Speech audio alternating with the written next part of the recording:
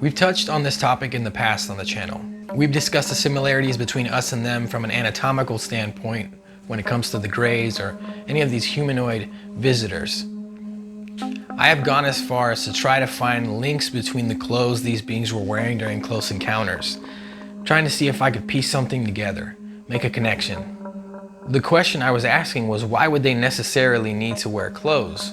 If you want to check out those videos, the links will be down in the description of this video, or I'm sure there'll be a card or something up here that you guys can check out. And some of the responses I got back to these questions that I was proposing to the community were great, but some were very basic. I'm no scientist, so I'm going to try and give a basic explanation to why I decided to make this video. If there's one thing we can't ignore about the UFO phenomenon and the occupants in those craft, or the beings that are witnessed in close encounters, is this humanoid aspect or an anthropomorphic aspect. The occupants of these craft are often identified as humanoid. And I've wondered many times in the past if this humanoid aspect of the phenomenon could be the Achilles heel. Could this mean that this is all just some kind of confabulation from the human mind? It's part of just our species continuing this legend, this story. But of course, as you all know, I'm a believer in this phenomenon. So I try to analyze this as best as I can. At this point in time, we know that UFOs are real. The governments of the world are taking it more seriously, and people are talking about the UFOs, but not really anybody has started highlighting the topic of the occupants or the beings in the craft. Who is behind this technology? When thinking of an otherworldly species, just think of all the evolutionary possibilities that could occur. There are many habitable exoplanets just in our Milky Way galaxy. So many. I honestly believe that it is very, very likely that life has evolved out there. But with all the infinite possibilities, why would these beings be humanoid? It's something that I keep coming back to, trying to understand. Some think that if the conditions on one of those exoplanets is just like ours, we will find similar looking life forms, like plants and animals, and even humanoid life forms. We are a successful life form here on Earth, so why wouldn't we be a good adaptation on other planets? And if there's one thing I've learned in my life, is that humans think they're very important. We may be very important, I don't know, but sometimes I feel like that might stifle us from seeing the bigger picture.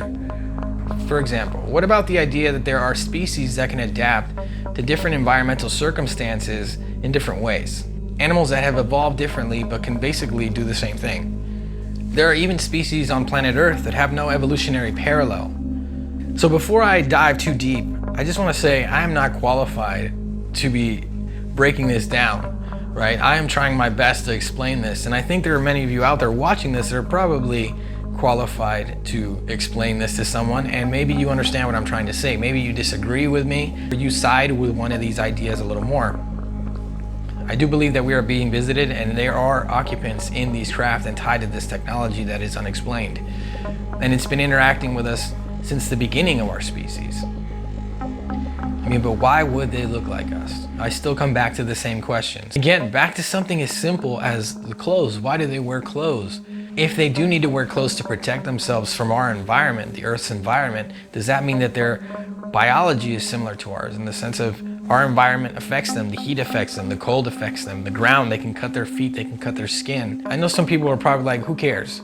Finding links in how the occupants act, look, what they wear, could give us a clue to understand them a little more. And it could help add credibility to the abduction phenomenon. Because right now UFOs are real, but nobody wants to talk about the pilots.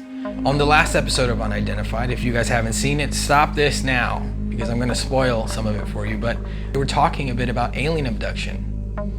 And you can tell that, yeah, people are ready to accept the possibility that there are unexplained craft in our skies, but they aren't ready to accept the possibility that we are being taken, studied, and have been interacting with beings from other worlds, or dimensions, or timelines.